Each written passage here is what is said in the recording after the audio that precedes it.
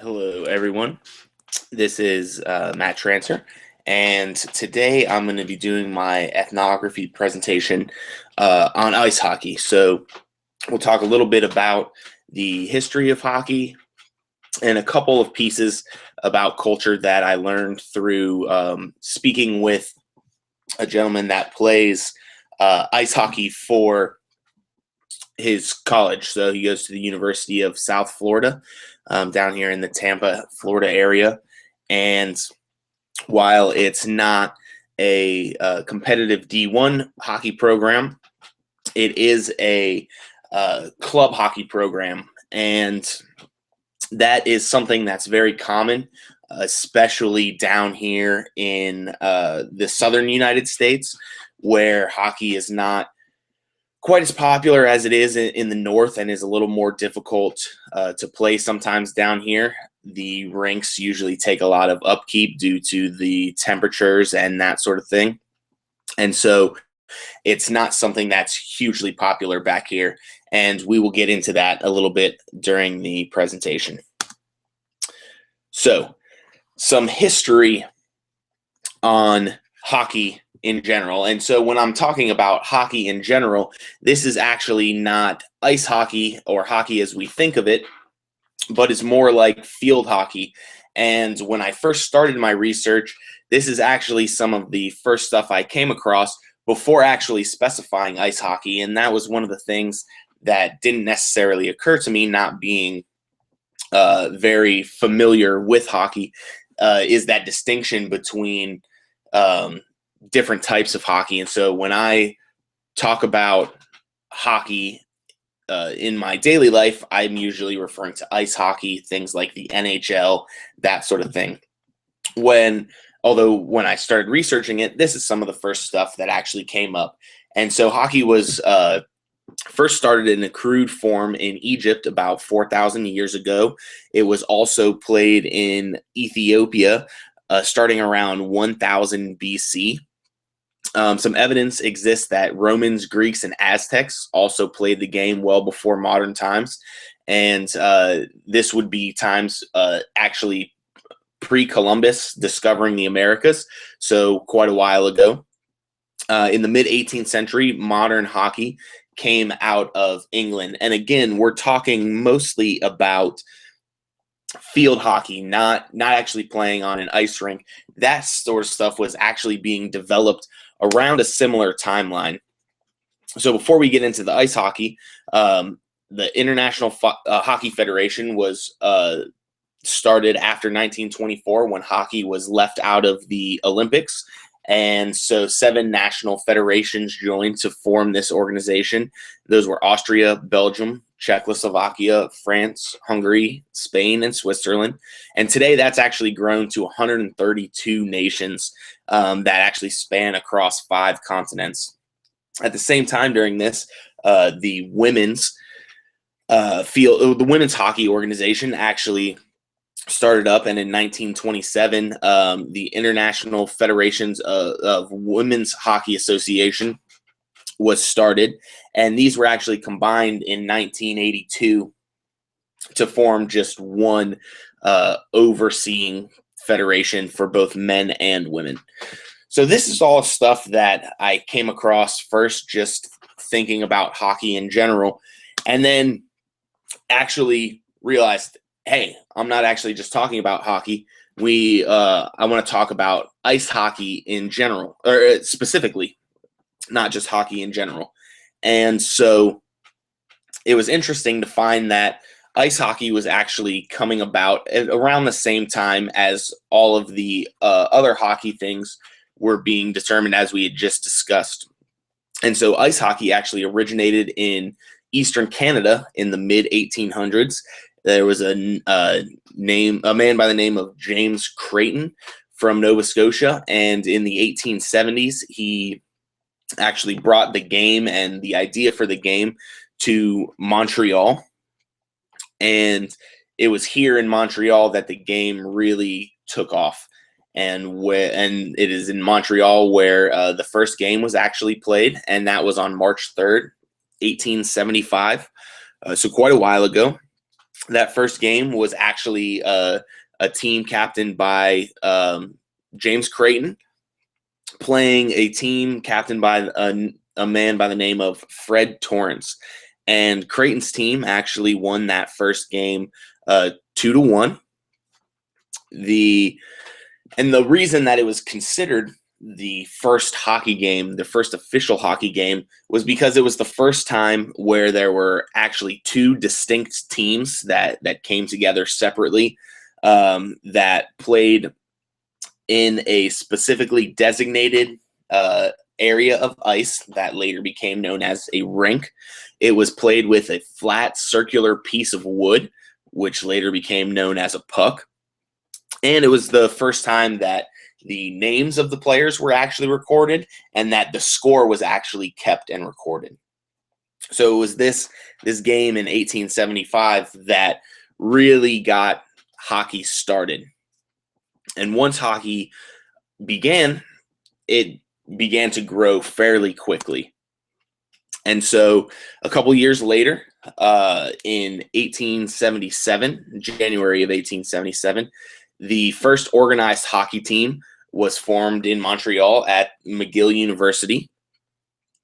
And a couple, less than a month after that, or about a month after that, the first rules were actually published for hockey. And I have included a link to the rules in the references. And it was actually very interesting that there were only 7 original rules for ice hockey. And a couple of those are actually fairly different from the way we know ice hockey today, while some of them remain fairly consistent. So the very first rule was actually that the game was to be commenced by what's called a bully, and that is similar to the face-off we see now, where it was to be started by having the puck dropped in the center of the ice. They did have something that kind of equates to offsides, in that a player must be on their own side of what they called the ball. It was not called the puck at this time. But for any infringements of these rules, there were no penalties or anything like that that we see in today's game, like a penalty box, nothing like that. But instead, the ball was to be brought back for another bully. So anytime any of these rules were infringed upon, the game was restarted just as they would have started the game originally. So as it continued to grow, the first ice hockey game in Europe was played in 1902. And following that, in 1905, was a significant part for hockey internationally. This was because Belgium and France actually played a couple of international games. So they played, they used teams that were created based on the country. So France had their own team, Belgium had their own team, and they actually played 2 games in 1905, and these were the first international games. And so following this, 3 years later in Paris, they actually formed the first governing body of ice hockey. Now that we know a little bit about the history of hockey, I wanted to talk about some of the things that I discussed with the gentleman that I interviewed. And those were a couple of just cultural things around hockey. And so the first one that I wanted to go over was toughness. And in speaking with this gentleman, one of the first things that I learned was that hockey expects their players to be tough, if not requires them to be tough. And there were actually a couple of things that we talked about that just really resonated with me, and that showed me that, hey, yeah, hockey is quite a tough sport. And so one of the first things was just the speed of play. And while the average shift in a hockey game is less than a minute in length, usually more around 45 seconds or so. That just goes to show you how much energy is exerted in such a short period of time. It's a very back and forth game. There's constant skating up and down the ice. And intermingled with this skating is the fact that you are in a lot of gear. There's a lot of padding due to the violent nature of the sport. The hits that are taken, being hit by a puck could do some damage. So they have quite a bit of padding, which adds some weight and makes it a little more cumbersome to get around. And they also have to deal with hits from other players, being able to control the puck, being able to stop on a dime and change direction. And so while these average shifts are less than a minute, you need to be really tough and exert quite a bit of energy for that 45 seconds to a minute that you're out there on the ice. And there's very long, at times, very long periods of play where there's not many stoppages. And so being able to be mentally tough as well is very important, as there's not necessarily a lot of time to clear your mind, to catch your breath, to stop until you're making a change out on the bench. And again, you don't necessarily have a huge break on the bench as the shifts continue to roll over. In less than a minute, your shift comes back up and you get back out on the ice within a couple of minutes after being off. One of the big things that I also came to find out in speaking with this gentleman was just how tough these players are even when they become injured in a game. So we see a picture here of a couple of hockey players. One of them is Bobby Hull. The other is Stan Mikita. They're two very well-known hockey players in the NHL. Past players. They do not play currently. But you can see here how they are missing their front teeth, and it doesn't seem to bother them. That's just goes to show how tough these hockey players are, and how a lot of them see these battle scars just as that, as battle scars, things to be shown off, things to take pride in, and to take pride in the fact that you can be hit in the face with a hard object like a puck, lose your teeth, yet at the same time you're willing to go back out there and play. And a lot of times there have been cases where players will lose teeth early on in the game. They'll go back, they'll get treatment in the back room, and they will come out to play and to finish the game. So another one of the things that I spoke about in the interview was this concept of hockey moms. And it's very similar to the term soccer mom, if any of you have heard that before. And what it refers to is just the commitment that the parents need to have in order for their kids to excel in hockey and to actually be able to continue to play the game. And so we spoke about how it takes a large time commitment, and that is in part due to a lot of travel to games, travel to practices, travel to skate arounds. Being in Florida and having my interviewee grow up in Florida, there are not an abundance of ice rinks. There's not the ability to go outside and to skate. There is the necessity to often travel, sometimes fairly large distances, to be able to get to a usable rink to be able to practice. This even comes into play in high school. Back where I'm from, some of the high schools do have hockey, but it's not a sanctioned school sport such as football or basketball or volleyball. It is kind of more off the cusp, and a lot of schools don't even have their own hockey teams. They sometimes combine kids from 2 or 3 schools to form one high school hockey team, just because of the few numbers that play, as well as the limited resources and the limited ability to get rink time and ice time to be able to skate and to practice.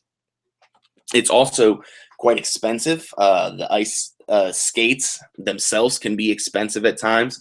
A lot of the gear that is used is also expensive. The paddings, the sticks, all of that stuff, and it's all necessary and uh, could often need to be replaced, such as a stick if it were to be snapped or something in a game. And again, these aren't necessarily cheap items, so it takes not only a large time commitment, but also a large financial commitment from the parents. And because of this, many families develop a circle of what are considered hockey friends. So friends that their kids play together, and they develop a bond because of having their children play on the same team, traveling to all these games and practices, the large time commitment. And so there's usually a kind of camaraderie that's formed not only between the team and its players, but also a lot of times between the parents of the players. And we can see here that this is a picture from the Philadelphia Flyers, just kind of celebrating their hockey moms and that sort of thing. And it's something that a lot of moms will take pride in. The gentleman that I had the interview with told me that his mom really took a sense of pride in him playing and her ability to allow him to play and to get him to the games and to be there for him so that he could play hockey. And I thought this was one of the really neat things about this sport and about youth in this sport, and just how important the family dynamic is in having parents be at the games and really just being there for their hockey players. And the last thing that I wanted to talk about was fighting. And so in a lot of other sports, fighting is condemned. In basketball, you can get you're immediately ejected for even attempting to throw a punch. Similar in football. And when you think of football, you think of a very tough, very physical sport. Yet something like fighting is really outlawed in the sport. Hockey is a little bit different than that. So while there are rules in the USA Hockey Rulebook specifically about fighting and about the penalties that occur due to fighting, these penalties are not necessarily made to eliminate fighting. They don't take, for say, the instigator and provide him with a penalty. Instead, both parties to the fight would be penalized, thus not really creating a penalty situation. So while both players do have to go sit in the penalty box, and they do have 5 minutes of time that they have to sit in there, no one team is given a power play because both individuals are sent to the box. So the game continues on like normal, just without the ability for those two or however many players to play for the 5 minutes that they have for the penalty for fighting. And actually, fighting can sometimes be seen as a positive thing. One of the things that I was told in the interview was that often when a team is struggling or doesn't seem to have the energy for that game, might be behind a couple of goals, getting frustrated, oftentimes a member of that team will start a fight simply to energize the team. It picks up their spirits a little bit. It gets them more involved in the game, and it allows them to ramp up their energy and to hopefully translate that onto the ice. Another thing it does is it will simply send a message to another team. There are occasions where players don't like a certain hit or a certain play made by a member of the opposing team, and so they will simply either fight that member of the team or fight another member of the team to show their displeasure with whatever just occurred, whether it be a hit that was not called as a penalty, whether it be a cheap shot, something like that. they will actually have players start fights simply to send the other team a message and say, hey, we're not going to take this kind of activity. We're not going to settle for it. We're going to literally fight back. And one of the things that I thought was really interesting in talking with this gentleman was the concept of goons in hockey. And while it's kind of, he told me it was kind of being phased out now, back in the past, and in a few instances now still, there are players on the active roster of teams that are not the most skilled hockey players, that don't necessarily make the team based on their hockey ability, their ability to score goals, to defend, or anything like that. They're actually on the team serving as what's called a goon, or someone that goes out there simply to instigate things, to provide big hits that may be legal or illegal, but simply to provide those hits, again, to send a message to the other team that we're here to play, we're here to be physical, we're here to put up a fight. And so the clip below, which I will also post with the presentation, is actually the start of a game from a few years ago. This game had this is not the start after a goal or the start after a period. What you're seeing in the video is the start of a game. The game was about to start, and you can hear the announcers say, start speaking about the players that are on the ice and how they might not necessarily be the typical players you would find out there. And as soon as the puck drops, an all-out brawl begins on the ice. So that is there so that you can see kind of this concept of the goons and really fighting to send a message. And this clip goes back to some ill will between the two teams from past meetings. So this can actually carry on over throughout games, throughout seasons, and can lead to what we see here, which is these two teams beginning the game by fighting. So I hope you enjoyed the presentation. Here are a few of the references. And like I said, I will also be posting a couple of videos just to show a little bit about the fighting and the toughness of some of these hockey players. So thank you, and I hope you guys enjoyed it.